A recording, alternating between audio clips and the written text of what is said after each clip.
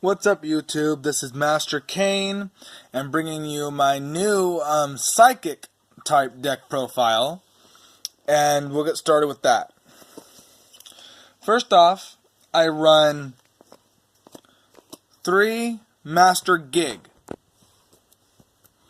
He's pretty much one of the more powerful monsters in the deck, as I can pay 1,000 life points, and I can destroy the same number of monsters my opponent controls equal to the number of Psychic type I control. So not only does he have a good attack point, he can also destroy your field if I have a whole bunch of other Psychics on my field. Then I run Psychic Emperor.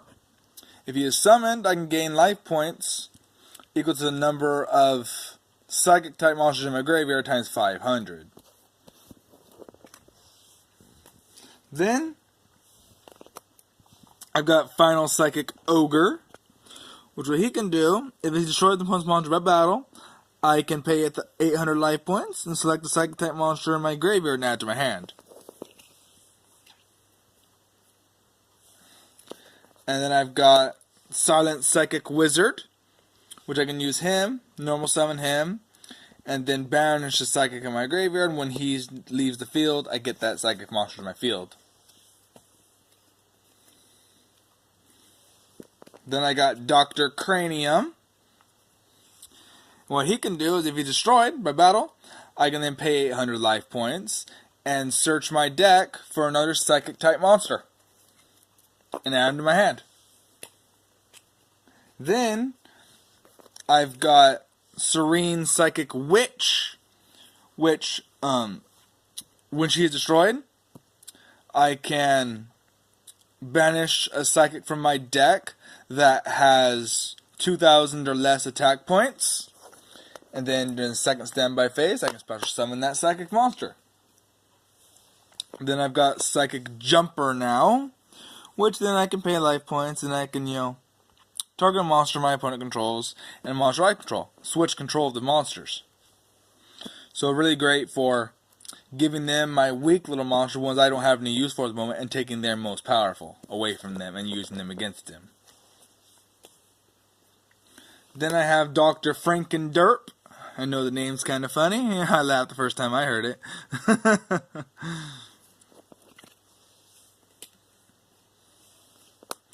They got Hushed Psychic Cleric. Basically, she's a pretty, if you want to see her effect.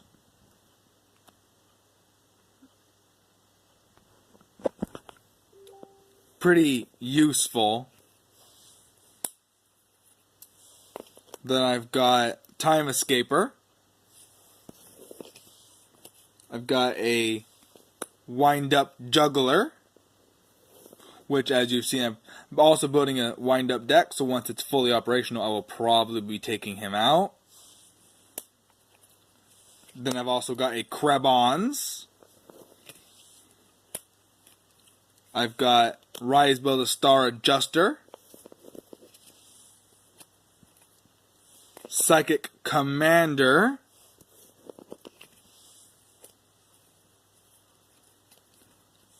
A Pandaborg. Destructron. And Psychic Snail. Now I have one more monster in this deck. He's kind of a trump card, but I play the Winged Dragon of Ra. Mostly because this entire deck revolves around paying life points and gaining life points.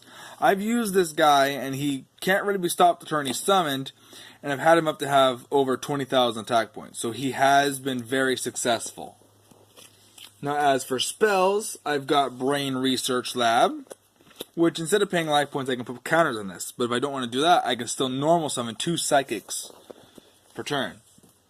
Then I've also got the spell card, Psychic Blade, which I can pay life points in multiples of 100, maximum 2,000, and equip this card to a monster, and have it gain life points equal to the amount I paid.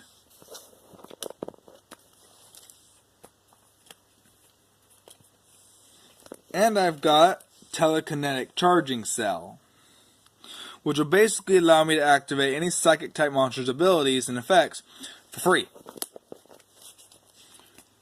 Then I've got the spell Teleport. And if it's empty, I get the special summon a psychic from my hand. I've got the spell card Forbidden Dress. Soul Charge, which is pretty useful. I can pay 1,000 life points, special summon monsters. And if I fill my field up, I can special summon as many monsters as I want, but I pay 1,000 life points each monster. Then I have the spell card Mystic Walk.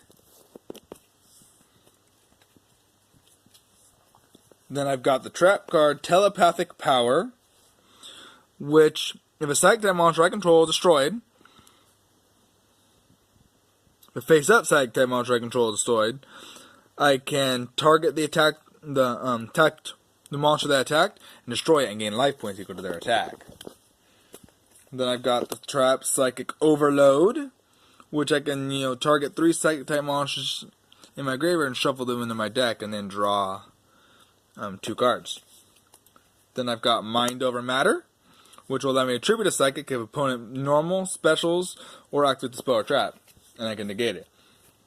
Then I've got Psychic Rejuvenation. I can gain 1,000 life points for every psychic type I control. Got Psychic Soul. I can tribute a psychic type monster and gain life points equal to its the level of the monster times 300. Then I've got Life Absorbing Machine.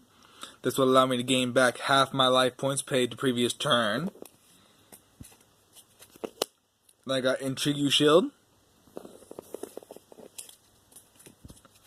Shadow Spell. And Ultimate Offering, which we all know what Ultimate Offering does, I'm pretty sure. Well, basically you can just pay life points to normal summon additionally. Then for my extra deck, I've got Thought Ruler Archfiend, Psy-Frame Lord Zeta, or Zeta, however you want to pronounce it, Magical Android, Magical Android phone. I know someone thought it. Then I've got Armadeus, the Keeper of Boundaries. And for desperate measures, when I really need to destroy the field, I got Black Rose Dragon. For XCs, I have Armored Kappa, number 103. And Castel, the Sky Blaster Musketeer.